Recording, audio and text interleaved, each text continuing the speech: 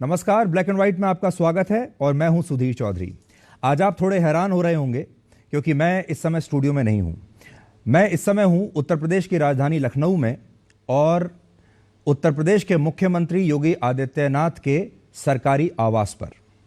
और आज black and white में हम आपको योगी आदित्यनाथ के साथ एक बहुत ही बेबाक बातचीत दिखाने वाले हैं, जिसमें आपके मन में जितने भी सवाल होंगे वो सारे सवाल पूछे जाएंगे।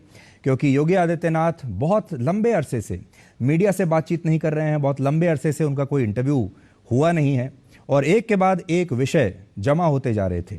इसलिए हमने उनसे कई बार ये रिक्वेस्ट की कि वो आज तक के दर्शकों के लिए, ब्लैक एंड व्हाइट के दर्शकों के लिए थोड़ा समय निकालें आपके साथ एक मुलाकात करने के लिए। और आज इस समय उन्होंने हमें ये समय दिया है कि वो आज हमारे साथ बातचीत करेंगे। और विषय बहुत सारे हैं। आजकल सनातन धर्म पर लगातार हमला हो रहा है, चमत्कार और जादू टोना करने के आरोप लग रहे हैं हिंदू जो संत हैं उनके ऊपर, धर्मांतरण की खबरें बहुत ज़्यादा हैं और रामचरितमानस को लेकर एक नया विवाद शुरू हो चुका है।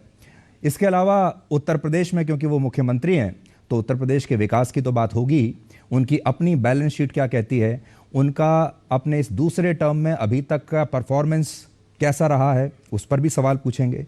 और इस बार वो उत्तर प्रदेश में इन्वेस्टमेंट लाना चाहते हैं, इसलिए ग्लोबल इन्वेस्टमेंट समिट भी यहाँ पर कर रहे हैं, उसके बारे में बात होगी। और 2024 का लोकसभा चुनाव भी बस अब आने ही वाला है और योगी आदित्यनाथ बीजेपी के बड़े स्टार प्रचारकों में से एक हैं, हिंदुत्व के पोस्टर बॉय माने जाते हैं और खुद काफ़ी लोकप्रिय हो रहे हैं। इसलिए ये सारे विषय आज हम कवर करेंगे, इन सब पर उनके साथ बातचीत करेंगे। लेकिन उससे पहले देख लेते हैं आज की बड़ी खबरें। अदानी मसले पर सियासी बवाल जारी है। विपक्ष के हंगामे की वजह से दूसरे दिन भी संसद के दोनों सदनों की कार्यवाही ठप रही। विपक्ष जेपीसी जांच या सुप्रीम कोर्ट की निगरानी में जांच की मांग पर अड़ा है। दूसरी ओर सरकार कह रही है कि इस मामले से कोई लेना देना नहीं है। इस बीच अदानी ग्रुप के शेयरों में उतार चढ़ाव जारी है। आज सुबह अमेरिकी स्टॉक एक्सचेंज डाउ जोन्स ने अदानी एंटरप्राइजेस को सस्टेनेबिलिटी इंडेक्स से बाहर कर दिया। इसके बाद कंपनी के शेयर 35% तक गिर गए। हालांकि इसके बाद शेयर में रिकवरी आई और ये केवल 2.19% की गिरावट के साथ बंद हुए। नया अध्यक्ष चुनने के बाद कांग्रेस अपना संगठन मजबूत करने में जुटी है। सूत्रों के मुताबिक कांग्रेस अधिवेशन के आखिरी दिन यानी 26 फरवरी को कांग्रेस वर्किंग कमेटी के सदस्यों का चुनाव होगा। कांग्रेस के अधिवेशन की शुरुआत 24 फरवरी से रायपुर में हो रही है। 3 दिनों तक चलने वाले इस अधिवेशन में 9 राज्यों के विधानसभा चुनाव और 2024 के लोकसभा चुनाव 2024 पर रणनीति बनाई जा सकती है। उम्मीद लगाई जा रही है कि अधिवेशन के लिए देश भर से कांग्रेस के करीब 15,000 नेता और कार्यकर्ता रायपुर पहुंचेंगे।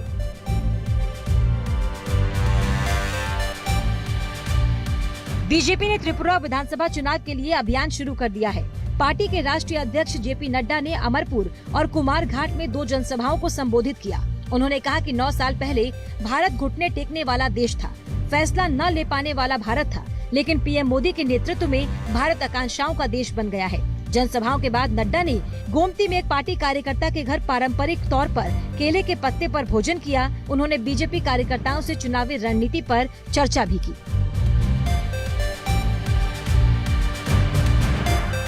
रामचरितमानस पर स्वामी प्रसाद मौर्य के विवादित बयान को लेकर बवाल जारी है। यूपी के कई शहरों से विरोध प्रदर्शन की तस्वीरें सामने आ रही हैं। वहीं समाजवादी पार्टी अब खुलकर स्वामी प्रसाद मौर्य के बयान का समर्थन कर रही है। लखनऊ में पार्टी के दफ्तर में चौपाई हटाने की मांग वाले पोस्टर बैनर लगाए तो बीजेपी से जुड़े सिख समुदाय के लोगों ने समाजवादी पार्टी दफ्तर के बाहर प्रदर्शन किया। रामचरितमानस विवाद को लेकर मायावती ने समाजवादी पार्टी को घेरा तो छत्तीसगढ़ के सीएम ने विवाद को लेकर बीजेपी पर हमला किया।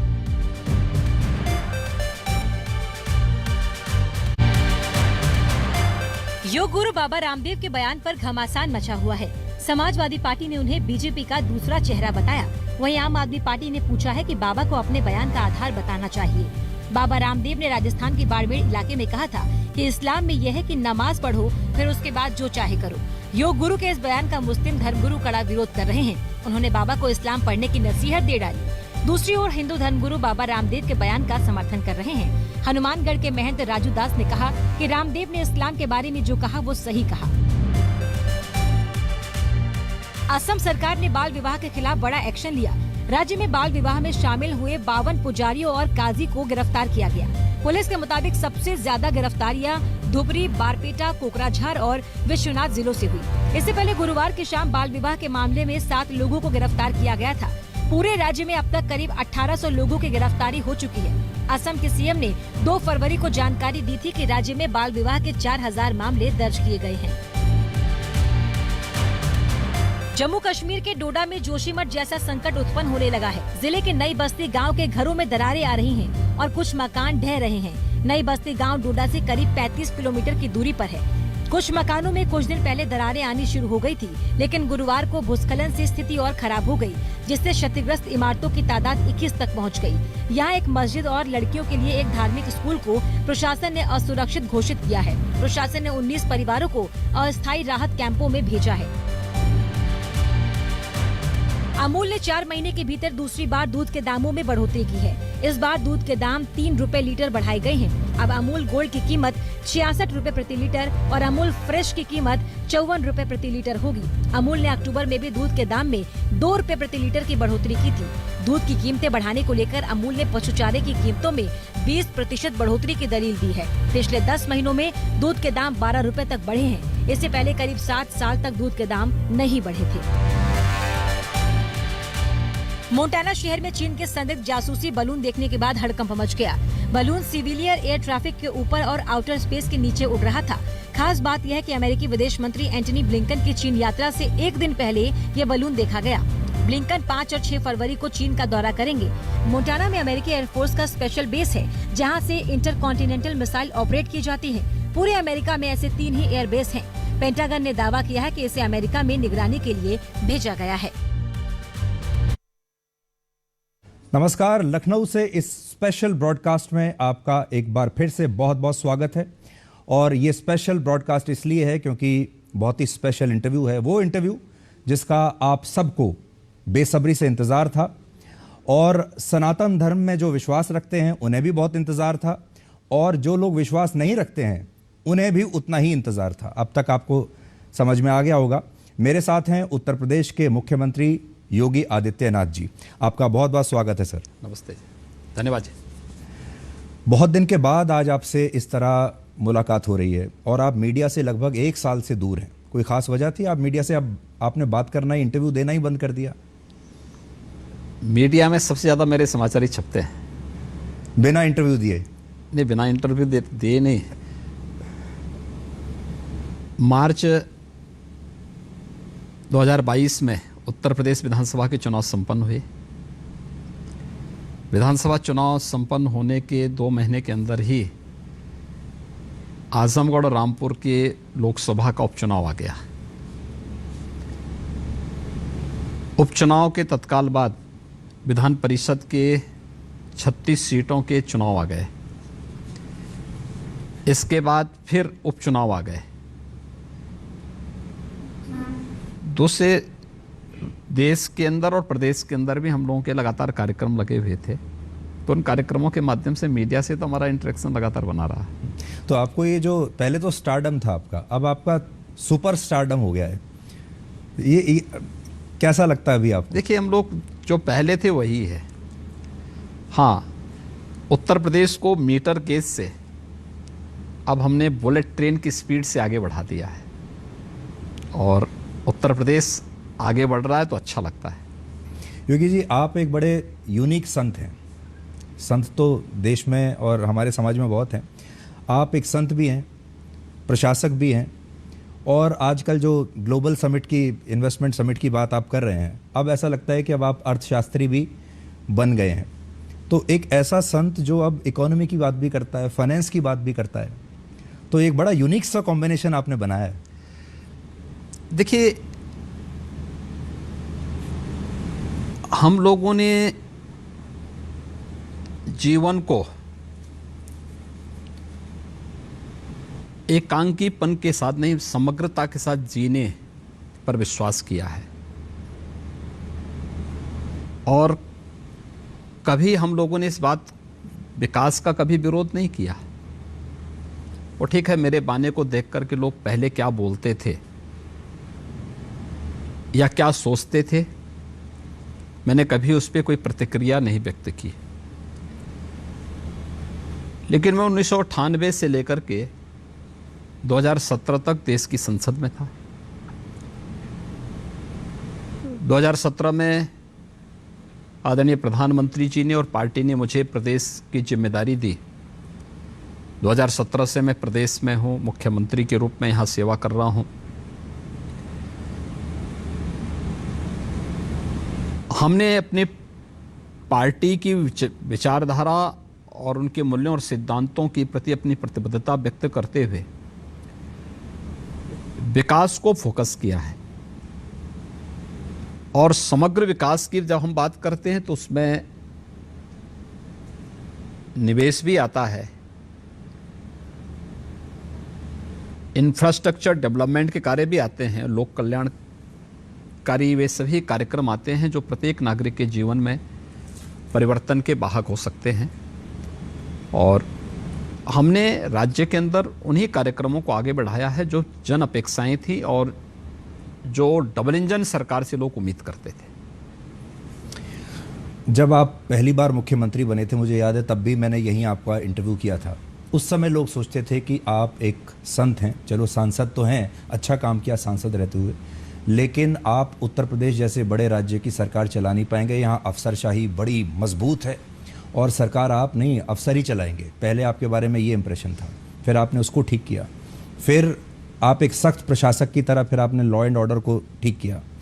अब मुझे लगता है एक नया फेज़ है जब आप लॉ एंड ऑर्डर ठीक करने के बाद अब आप इकोनॉमी पर, फाइनेंस पर और इन्वेस्टमेंट पर ध्यान दे रहे हैं।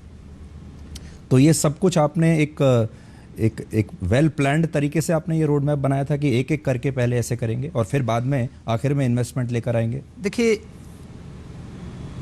उत्तर प्रदेश में आज जो कुछ भी हम परिवर्तन लाने में सफल हुए हैं, इसका श्रेय मैं प्रधानमंत्री मोदी जी को देता हूं, जिनकी प्रेरणा और मार्गदर्शन में उत्तर प्रदेश जैसे राज्य में हम लोग कुछ करने में हमें सफलता प्राप्त हुई है। और यहाँ की 25 करोड़ जनता की आकांक्षाओं के लिए कुछ करने में हम लोग कुछ सफल हो पा रहे हैं। उत्तर प्रदेश को इस विकास की बहुत दिनों से एक तमन्ना थी उसकी, लेकिन लाएगा कौन? जातिवाद की राजनीति, परिवारवाद की राजनीति नहीं। हमें प्रदेश को समझना पड़ेगा। प्रदेश की 25 करोड़ जनता के लिए योजनाओं को बनाना पड़ेगा और देश के अंदर ये विकास की सोच, जो समग्र विकास की सोच हो, जिसमें गांव, गरीब, किसान, नौजवान, महिलाएं, किसी के साथ भेदभाव हुए बगैर परिवारवाद, जातिवाद, क्षेत्रवाद के लिए कोई स्थान न हो, सबका साथ और सबके विकास के इस भाव को ध्यान में रख करके कार्यक्रम आगे बढ़े। 2014 के बाद वो परिवर्तन देश के अंदर देखने को मिला और उत्तर प्रदेश ने उसी को अंगीकार किया और आज उसके परिणाम हम सबके सामने हैं। अच्छा, मैंने देखा कि मैं सवाल कुछ भी पूछूं, आप जवाब जो आपको देना है वही देते हैं। नहीं, मैं जवाब वही दे रहा हूं जो आपका प्रश्न है। नहीं, पर मैं आपसे कई पर्सनल सवाल भी पूछता हूं। जैसे हर सवाल में मैं आपसे ये भी जानना चाहता हूं कि आपका एक निजी व्यक्तित्व इसमें कहाँ आता है। पर मैंने ये देखा आप अपने निजी व्यक्तित्व के बारे में बात ही नहीं करते, या तो पार्टी या प्रधानमंत्री। देखिए, मेरा कोई व्यक्तिगत जीवन है ही नहीं। एक संत का कोई व्यक्तिगत जीवन नहीं होता है और हम लोग सफल इसलिए हैं क्योंकि जो अंदर है वही बाहर है, जो विचार है वही व्यवहार भी है। जब आचार और विचार में परस्पर विरोध होता है तो वह जन आकांक्षाओं की प्रतिमूर्ति नहीं बन सकता, जन विश्वास का प्रतीक नहीं बन सकता। आचार और विचार में जब परस्पर समन्वय हो तो जन विश्वास का प्रतीक बनेगा और व्यवहारिक धरातल पर हर एक कार्य को उतार करके परिणाम सामने लाएगा। और पिछले 6 वर्ष के अंदर उत्तर प्रदेश के अंदर ये सब कुछ देखने को मिला है। मैं मठ में जैसे रहता हूँ वैसे ही सार्वजनिक चौराहे पर भी वैसे ही रहता हूँ। मैं यहाँ पर अपने ऑफिस में जिस वेशभूषा में रहता हूँ अपने आवास में भी उसी वेशभूषा में रहता हूँ। ऐसा नहीं कि अंदर कुछ बाहर कुछ, जो अंदर है वही बाहर है, जो बाहर है वही अंदर है। आपकी इस वेशभूषा से बहुत लोगों को दिक्कत भी होती है, तकलीफ भी होती है। शुरू में लोग आपको स्वीकार करने में उनको परेशानी हो रही थी कि एक भगवा पहने एक संत मुख्यमंत्री कैसे हो सकता है। आपने भी इसको इस परेशानी का सामना किया? हमेशा करते हैं, लेकिन उनका काम और उनकी सोच, देखिए जिसकी जितनी सोच होगी, जितना विवेक होगा, उन्हें हम उसके लिए दोषी क्यों ठहरा देते हैं? ईश्वर ने उनको जब उतना ही सोचने की सामर्थ्य दी है, उससे ज्यादा की अपेक्षा क्यों करते हैं? इसलिए उधर बहुत ध्यान नहीं देता मैं। अपने उस एजेंडे को जो पार्टी ने तय किया है, जो शासन ने तय किया है, उस एजेंडे को आगे बढ़ाने में मैं विश्वास करता हूं और उसी एजेंडे को आगे बढ़ाने का परिणाम है आरोप प्रत्यारोप सार्वजनिक जीवन में लगते रहे हैं, लगेंगे भी, ये सब चलता रहेगा। लेकिन हमें परिणाम पे फोकस करना पड़ेगा और जब परिणाम आएंगे सबके मुंह अपने आप बंद होंगे। अब मैं आपकी सबसे बड़ी चुनौती के बारे में बात करता हूं, जो आप यूपी ग्लोबल इन्वेस्टर्स समिट अभी आप करने जा रहे हैं। 17 लाख करोड़ का आपने एक टारगेट रखा। ये बहुत बड़ा टारगेट है क्योंकि आपकी पूरी यूपी की अर्थव्यवस्था 18.5 लाख करोड़ के आसपास की है और 17 लाख करोड़ लगभग उतना ही आप यहाँ निवेश लाना चाहते हैं। अब कोई उद्योगपति आज आपसे ये पूछे कि मैं उत्तर प्रदेश में क्यों पैसा लगाऊं, मैं महाराष्ट्र में क्यों ना लगाऊं, पश्चिम बंगाल में क्यों ना लगाऊं, राजस्थान में क्यों ना लगाऊं, पंजाब में क्यों ना लगाऊं, तो उसे आप कैसे कन्विंस करेंगे? देखिए, उत्तर प्रदेश की कुल जो जीडीपी है आज के दिन पर वह 23 लाख करोड़ से ऊपर की है और पिछले 6 वर्ष में ये लगभग दुगनी हुई है। हमने जब सत्ता संभाली थी, उत्तर प्रदेश की जो जीडीपी थी वह लगभग 12 लाख करोड़ रुपए की थी। आज वह 23 लाख करोड़ को क्रॉस कर रही है और जितने की उत्तर प्रदेश की जीडीपी होगी उससे ज़्यादा का निवेश हम यूपी के अंदर करवाएंगे ग्लोबल इन्वेस्टर समिट के माध्यम से। दूसरा, निवेश की और औद्योगिक विकास की कुछ शर्तें हैं जो उसकी आधारभूत आवश्यकता है। सबसे पहले सुरक्षा, कानून का राज हो, उसकी गारंटी यूपी दे सकता है। कनेक्टिविटी, बेहतरीन इंफ्रास्ट्रक्चर यूपी के पास आज के दिन पे है। इंटर स्टेट हो या इंटर डिस्ट्रिक्ट हो, यह यूपी के पास है। यूपी के पास अच्छे एक्सप्रेस हाईवेज हैं, यूपी के पास अच्छे एयरपोर्ट हैं, एयर कनेक्टिविटी यूपी की बेहतरीन सबसे अच्छी है आज के दिन पे। और यूपी के पास अब लैंड लॉक्ड स्टेट से बाहर हट करके हम लोग वाटरवे से भी जुड़ चुके हैं। पूर्वी बंदरगाह से हल्दिया से वाराणसी के बीच में जुड़ चुके हैं।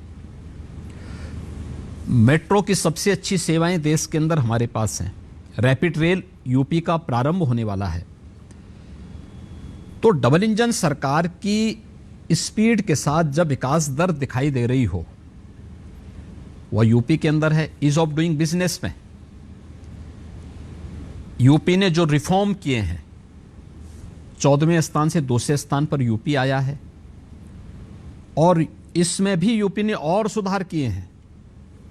यानी हमारा कोई भी निवेशक आएगा, सिंगल विंडोज का जो हमारा प्लेटफॉर्म है, यह देश का सबसे बड़ा निवेश मित्र प्लेटफॉर्म हमारे पास है। 350 से अधिक एनओसी उसको एक ही प्लेटफॉर्म पे एक जगह मिल सकती है। एमओयू होने के बाद उसकी एक मॉनिटरिंग करने के लिए निवेश सारथी हमारे पास है जी। और निवेश जमीनी धरातल पर उतरने के बाद इंसेंटिव मॉनिटरिंग सिस्टम भी हमारे पास है, जो ऑनलाइन जिसकी मॉनिटरिंग करके हर एक निवेशक को उसका इंसेंटिव प्राप्त हो सकता है। ये तीनों की गारंटी यूपी दे रहा है। 2017 यूपी के पास जी, यूपी के पास सबसे अच्छा एमएसएमई का बेस है। 96 लाख एमएसएमई यूनिट यूपी के पास है, जो किसी भी औद्योगिक निवेश की एक प्राथमिक शर्त होती है।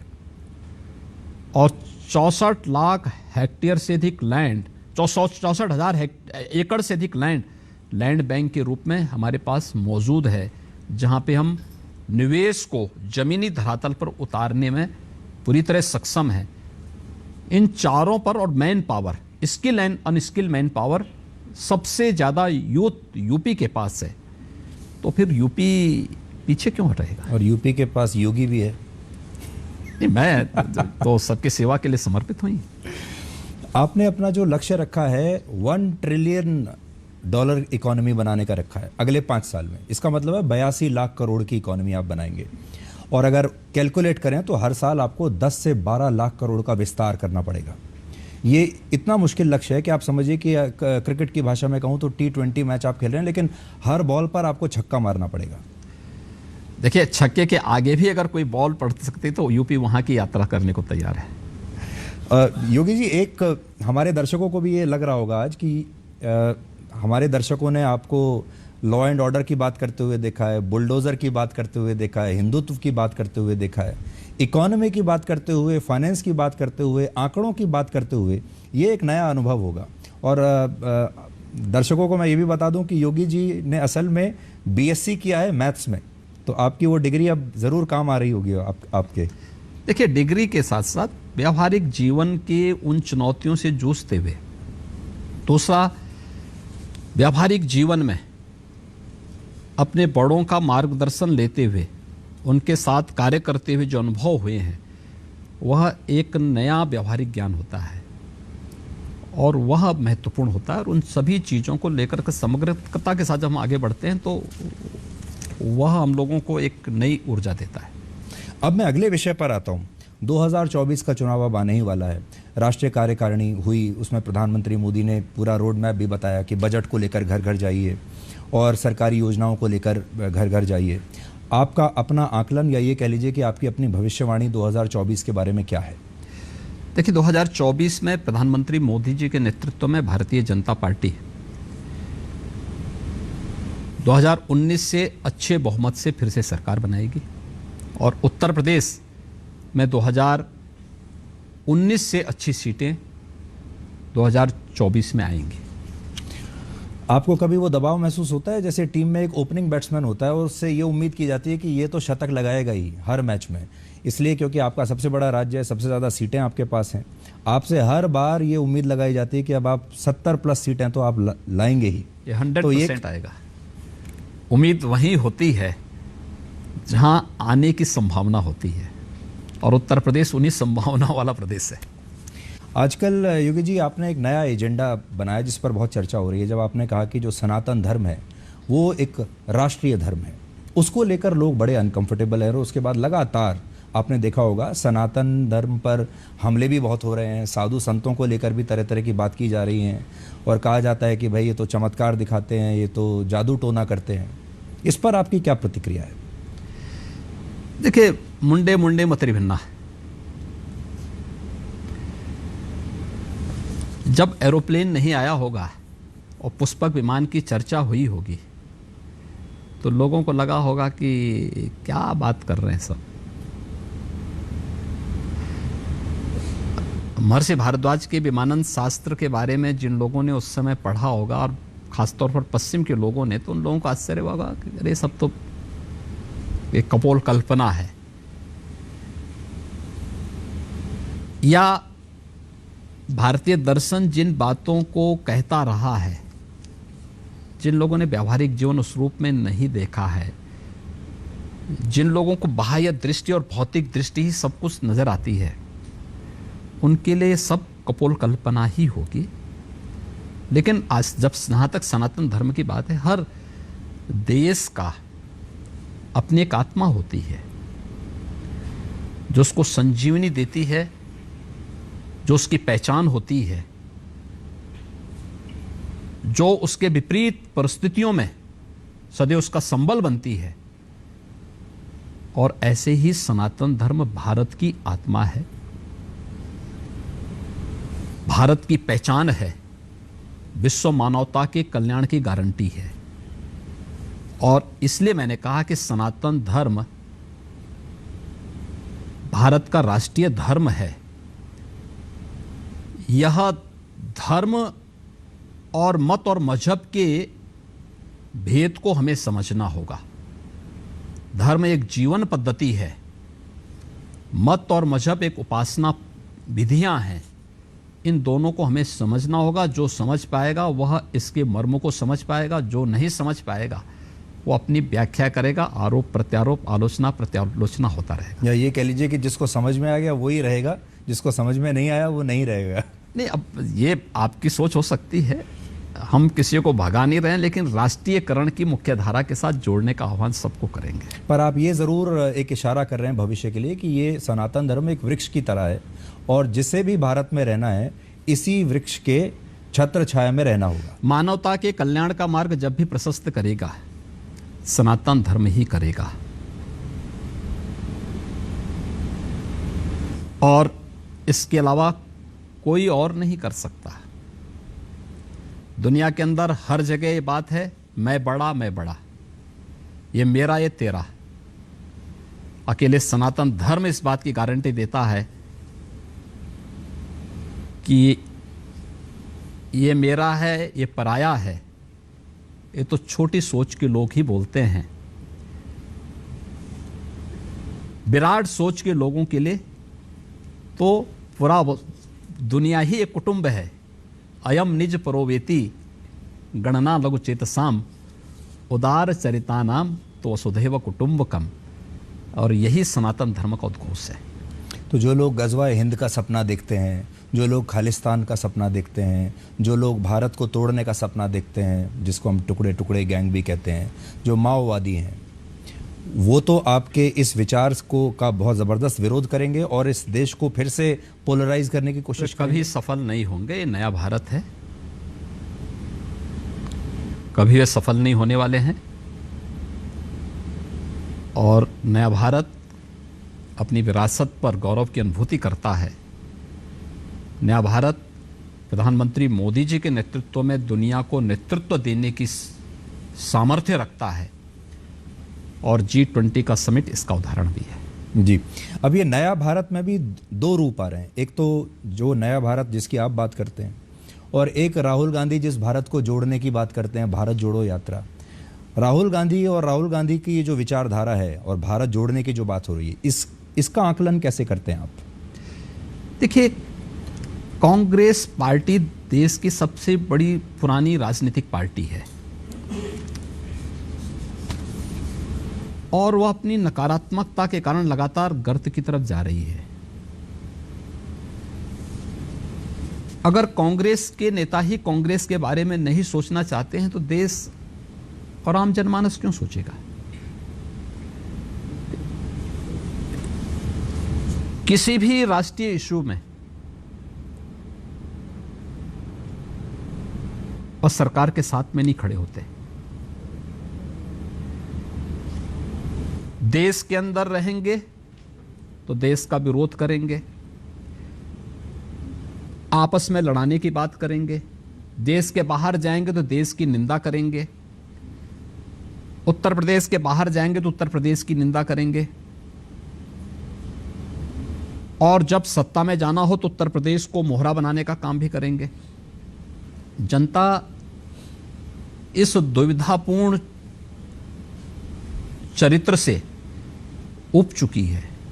आपने एक बात नोट की होगी कि जो विदेशी रिपोर्ट्स आजकल जो आ रही हैं, विदेशों से जो सब चीज़ें आ रही हैं, ताज़ा ये है, आप देखिए जो हिंडनबर्ग की रिपोर्ट है जिसमें अडानी का ये जो स्थिति पैदा हुई, इससे पहले बीबीसी की डॉक्यूमेंट्री, इससे पहले बाकी के अलग अलग जो एनजीओज़ हैं उनके बारे में वो बताते हैं कि यहाँ ह्यूमन राइट्स वायलेशन हो रहा है, पोलराइजेशन हो रहा है, जो कट्टर हिंदूवादी ताकतें हैं वो यहाँ मजबूत हो रही हैं।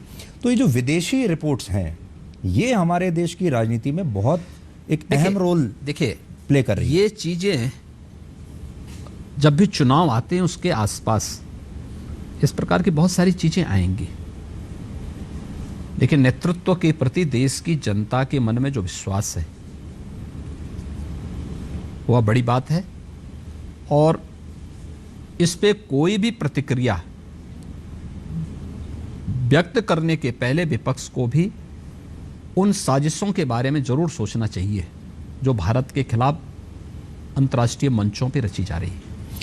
सनातन धर्म पर जो हमले हैं अचानक से आपने देखा होगा बढ़ गए होंगे।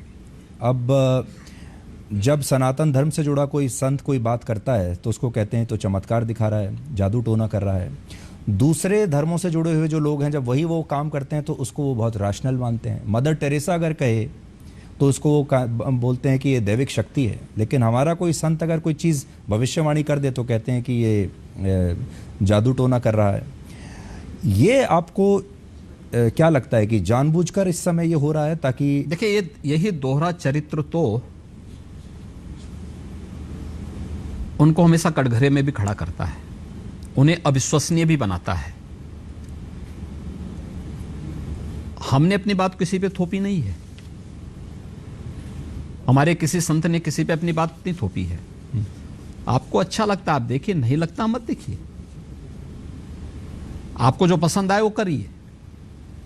अभिव्यक्ति की स्वतंत्रता में किसी को कोई बाधा नहीं, लेकिन उसके नाम पर आप पूरे देश को कोसिए मत। उसके नाम पर आप देश को गाली नहीं दे सकते, पूरे भारत को और भारत की आत्मा को पर कुठाराघात नहीं कर सकते। और मुझे लगता है इसकी छूट और इसकी इस प्रकार की उच्छृंखलता करने की छूट किसी को भी नहीं दी जानी चाहिए। पर आप देखिए रामचरितमानस के बारे में जिस तरह की आपत्तिजनक टिप्पणियां आजकल की जा रही हैं, किसी और धर्म के ग्रंथ को लेकर ये कल्पना भी नहीं की जा सकती। देखिए ये वे लोग हैं जिनका अपना कोई डेवलपमेंट का एजेंडा है ही नहीं। डेवलपमेंट के एजेंडे से ध्यान हटाने के लिए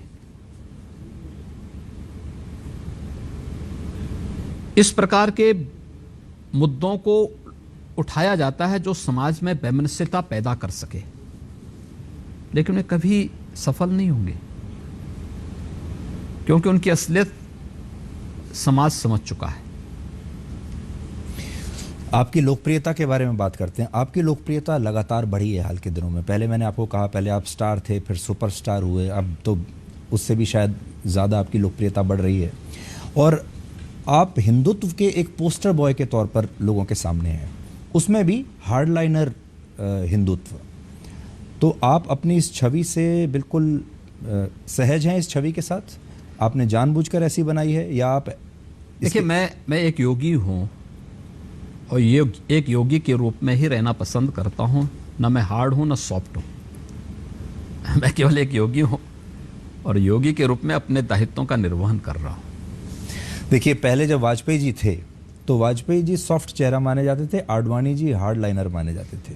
फिर आडवाणी जी आए तो मोदी जी हार्ड लाइनर माने जाने लगे। मोदी जी आए तो अब योगी जी जो हैं, मोदी जी एक सॉफ्ट फेस दिखते हैं और आप हार्ड लाइनर। तो ये पूरी मैं देख रहा हूँ कि बीजेपी में एक चेंज चली आ रही है। देखिए मैं एक सामान्य कार्यकर्ता हूँ और हिंदुत्व ना हार्ड होता है ना सॉफ्ट होता है, और केवल हिंदुत्व होता है और वह भारत की जीवन पद्धति होती है और कोई शब्द नहीं है। भारत की जो मूल जीवन पद्धति है वही हिंदुत्व है, उसके सिवाय कुछ नहीं। सोशल मीडिया पर आप बहुत आजकल लोकप्रिय हैं। आपके मैं लगातार देखता हूं, आपके मीम्स भी बनते रहते हैं, आपके वीडियोस भी चलते रहते हैं और सब जगह, ट्विटर पर भी, इंस्टाग्राम पर भी, फेसबुक पर भी। तो इसके पीछे कोई आपकी सोशल मीडिया टीम काम करती है? आपकी ऑर्गेनिक लोकप्रियता है? और कई बार ऐसा होता है कि लोकप्रियता बहुत ज़्यादा बढ़ जाती है, वो भी खतरनाक होती है। देखिए मेरी कोई टीम नहीं है और हमारी कोई टीम अलग से काम नहीं करती है। कौन लोग हैं, मुझे लगता है कि इसके बारे में लोगों को स्वयं जांच करनी चाहिए जी। और देखिए आप सोशल मीडिया को एनालिसिस करने के बहुत सारे प्लेटफॉर्म मौजूद हैं जी, उसके माध्यम से जांच करनी चाहिए, सही तथ्य सबके सामने आ जाएंगे। अलग अलग जो सर्वेज होते रहते हैं आजकल, उसमें एक सर्वे इंडिया टुडे और सी वोटर का ही था, मूड ऑफ द नेशन। उसमें बताया गया कि इस समय आप सबसे अच्छे मुख्यमंत्री हैं पूरे देश में। 39.1% लोगों ने आपको वोट दिया, मतलब आपको अरविंद केजरीवाल और ममता बनर्जी से भी ऊपर रखा। तो आप कह सकते हैं, आप खुद भी ये मानते हैं कि आप भारत में नंबर 1 मुख्यमंत्री हैं? देखिए, मैं ये नहीं मानता कि मैं अच्छा हूं और मैं ये भी नहीं मानता मैं बुरा हूं। मेरे लिए अच्छा और बुरा दोनों में समत्व भाव रखने की सामर्थ्य है। मैं उत्तर प्रदेश की जनता की सेवा कर रहा हूं। पार्टी के द्वारा दिए गए उस एजेंडे को जो उत्तर प्रदेश की जनता के लिए कल्याणकारी हो, उसको लागू करने का प्रयास करता हूं।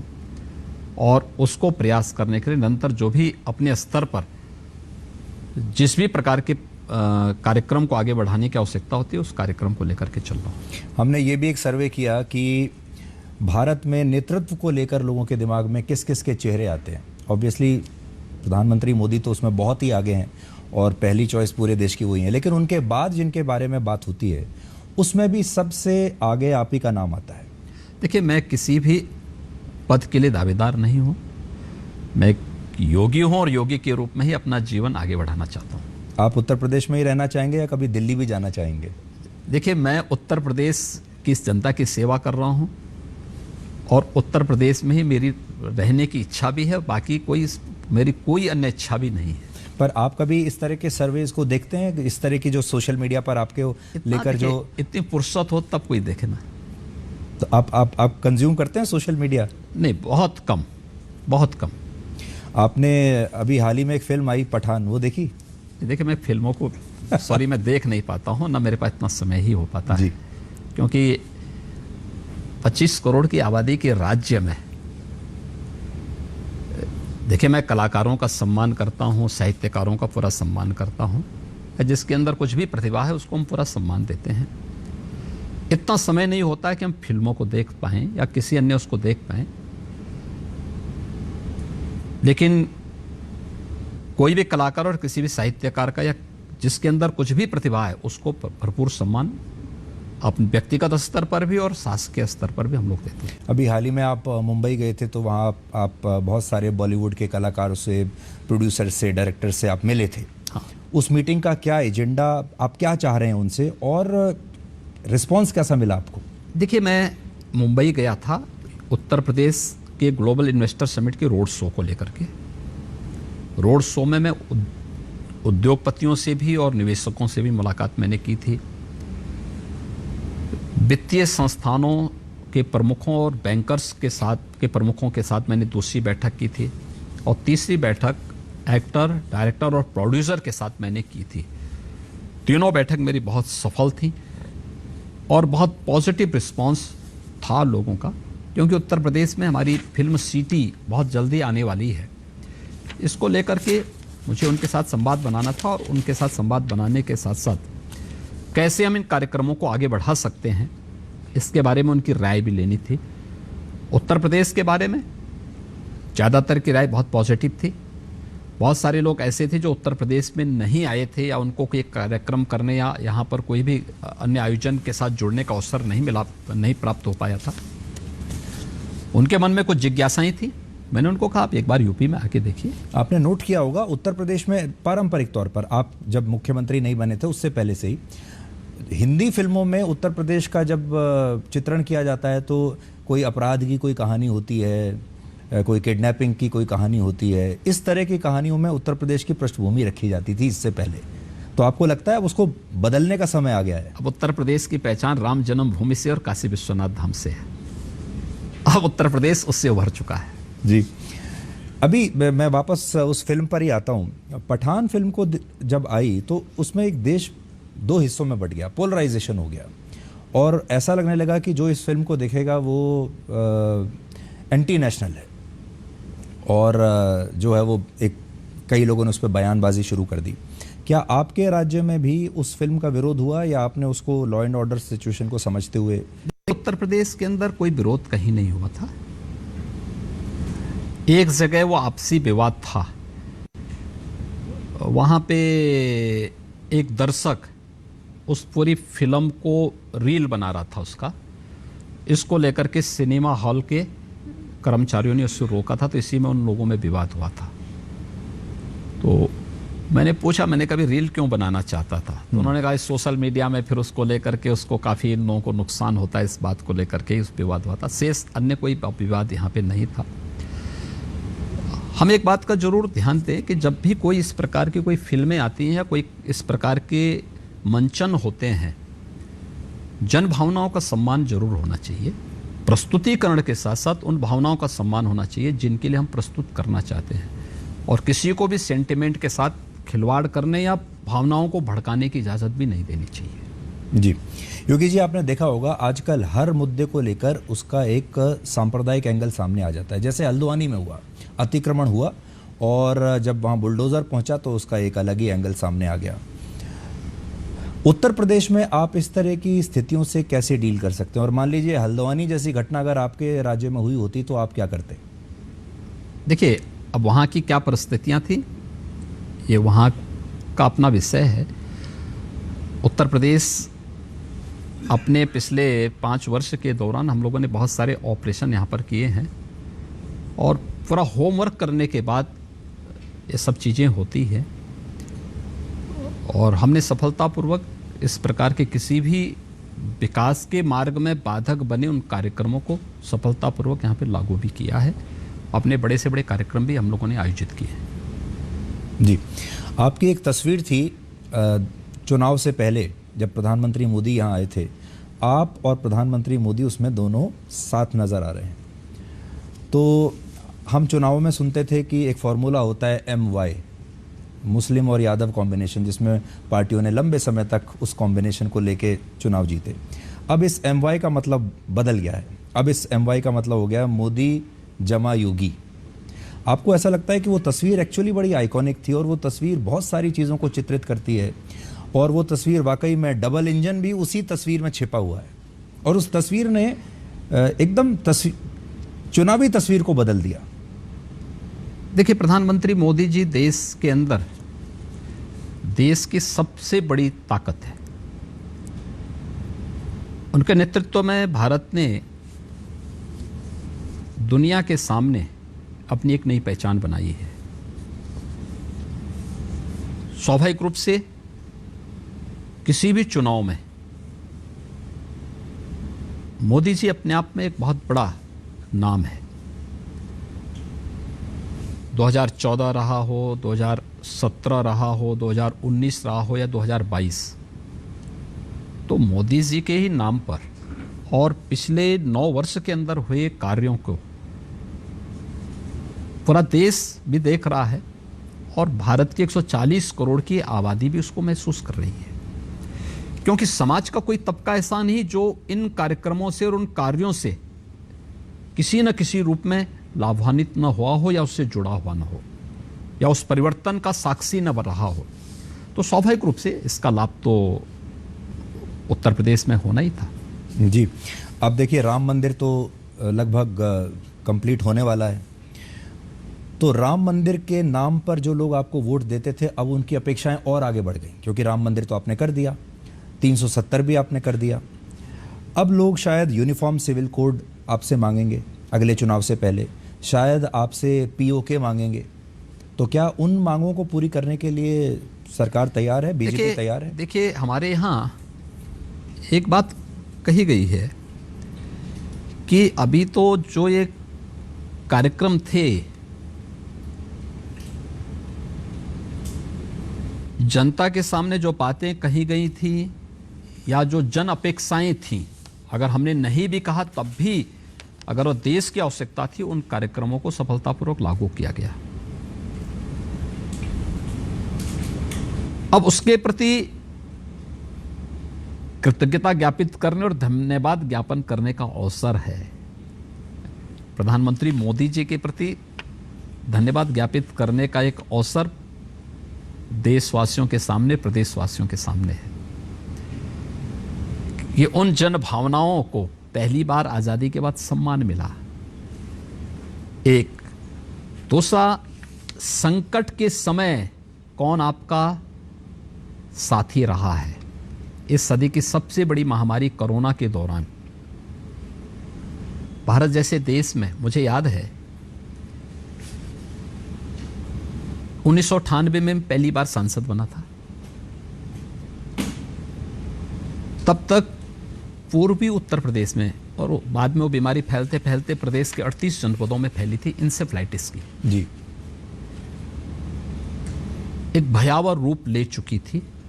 1978 से लेकर के और 98 तक कोई उसका पुरसा हाल नहीं था, कोई पूछने वाला नहीं था, न सेंट्रल न स्टेट, कहीं भी नहीं।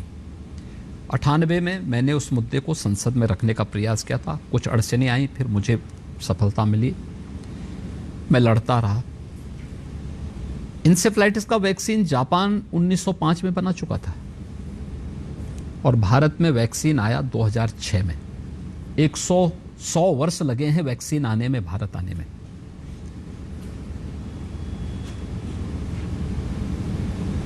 लेकिन प्रधानमंत्री मोदी जी ने इस सदी की सबसे बड़ी महामारी के दौरान मात्र 9 महीने के अंदर 2 स्वदेशी वैक्सीन और दुनिया की सबसे प्रभावी वैक्सीन देशवासियों को दिया। क्या इसके प्रति देशवासियों को कृतज्ञता ज्ञापित नहीं करनी चाहिए? 19वीं सदी के प्रारंभ में देश के अंदर स्पेनिश फ्लू आया था। दुनिया में 2.5 करोड़ से अधिक लोग मरे थे और 2.5 करोड़ से अधिक लोग उस दौरान मरे थे। भारत के अंदर गांव के गांव साफ हो गए थे। यह देश गुलाम था,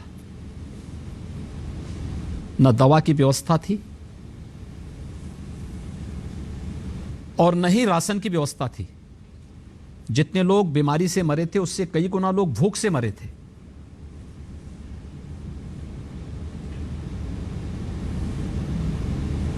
वंदे मातरम जैसा, आनंद मठ जैसा उपन्यास उसके बाद आता है। पहली बार हुआ है कि कोरोना की आहट के साथ ही देश में 80 करोड़ लोगों को फ्री में राशन की सुविधा भी प्राप्त होती है। यह सरकार की संवेदनशीलता को प्रदर्शित करता है और लगातार उन सभी कार्यक्रमों को लेकर आगे कार्य हो रहा है। हर गरीब के पास अपना मकान हो, हर गरीब के पास अपना शौचालय हो, हर गरीब के पास अपना रसोई गैस का कनेक्शन हो और ग्रीन ईंधन उसे प्राप्त हो सके, हर गरीब के पास बिजली हो, बिजली का लट्टू उसके घर में जलता हुआ दिखाई दे रहा हो, हर गरीब को वित्तीय समावेशन के साथ जोड़ करके आर्थिक स्वावलंबन की ओर अग्रसर करने के कार्यक्रम चल रहे हों। ये सभी जो कार्यक्रम हैं, इन सब के प्रति कृतज्ञता ज्ञापित करने का अवसर होगा है। और मैं विश्वास के साथ कह सकता हूं कि ये भारतवासियों के जीन्स में है। अगर आपने कुछ किया है तो उसकी प्रति वह कृतज्ञता ज्ञापित करेंगे, जाति, मत, मजहब, क्षेत्र और भाषा से ऊपर उठ करके। और ये पहली बार आज़ादी के बाद हुआ है जो इन 9 वर्षों के अंदर ये सब देखने को मिला है। बीजेपी के लिए आप 2024 में 250 से 300 या 300 से 325, इन दोनों में से किसे टिक करेंगे आप? देखिए, मेरा मानना है कि बीजेपी 300 से 325 से ऊपर सीटें जीतेगी।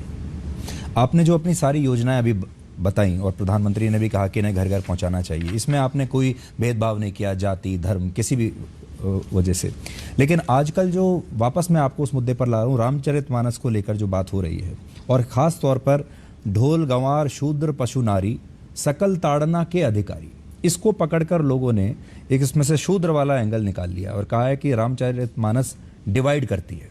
आज आप हमारे दर्शकों के लिए क्या इसकी व्याख्या कर सकते हैं? देखिए, जिस मंच पे इसकी व्याख्या मुझे करनी होगी वहां जरूर करूंगा, लेकिन मैं इतना कह सकता हूं, मैं इतना जरूर कह सकता हूं, ये विकास और निवेश जैसे मुद्दों से प्रदेशवासियों का ध्यान भटकाने के लिए उस पार्टी की शरारत का एक हिस्सा है जिसके एजेंडे में कभी विकास नहीं था, कभी जिसके एजेंडे में कभी निवेश नहीं था, और जिनके कारण उत्तर प्रदेश के नौजवानों को और उत्तर प्रदेश के वासियों को पहचान का एक संकट खड़ा हुआ था। लेकिन उसी पार्टी के संस्थापक को अभी आपने पद्म विभूषण पुरस्कार भी दिया है। हाँ, ये पार्टी का बड़प्पन है कि अगर जन सेवा के लिए कोई व्यक्ति अपना पूरा जीवन समर्पित होकर के कार्य किया है तो उसको सम्मान देने, इसके प्रति तो समाजवादी पार्टी को कृतज्ञता ज्ञापित करनी चाहिए कि प्रधानमंत्री मोदी जी और केंद्र सरकार के प्रति आभार व्यक्त करे। पर वो तो भारत रत्न मांग रहे हैं हाँ, अभी। तो मैंने कहा ना कि स्वयं सम्मान देंगे नहीं, और अगर कहीं सम्मान मिल रहा है तो उससे फिर पेट नहीं भरता। योगी जी, आप 50 वर्ष के हैं, फिर भी आप अपने आप को कभी इस तरह से प्रोजेक्ट नहीं करते कि आप युवा नेता हैं। आप उम्र में राहुल गांधी से छोटे हैं, आप उम्र में अरविंद केजरीवाल से भी छोटे हैं। ये दोनों ये कहते हैं कि हम तो बहुत युवा हैं।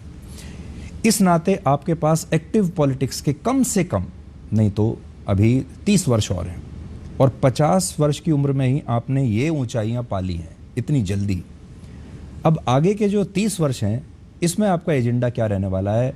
आप अगला प्लान क्या है? एक योगी के रूप में जीवन आगे बढ़ाना। एक पॉलिटिशियन के रूप में, प्रशासक के रूप में नहीं, एक योगी के रूप में। तो आप ये बैलेंस कैसे मेंटेन करके रखते हैं? योगी वाला भी, प्रशासक वाला भी, जैसे मैंने शुरू में कहा, और अब तो आप और जिस तरह के सपने आप देख रहे हैं, एक दिन उत्तर प्रदेश की जो इकोनॉमी है वो पाकिस्तान की इकोनॉमी से बड़ी हो जाएगी। आज पाकिस्तान की इकोनॉमी 28-29 लाख करोड़ की है, जो कि शायद आप उस हिसाब से अगले साल पार कर लेंगे। हाँ, पाकिस्तान से अच्छी अर्थव्यवस्था उत्तर प्रदेश की आज के दिन पर है, और हम उसको बहुत शीघ्र उससे और बेहतर कर देंगे। जी, आपका बहुत बहुत धन्यवाद योगी जी, हमसे बात करने के लिए। और मुझे पूरा यकीन है कि दर्शकों को आज आपका ये रूप और आज आपने जो बातें कही हैं वो ज़रूर उनको बहुत पसंद आया होगा। धन्यवाद जी। Thank you.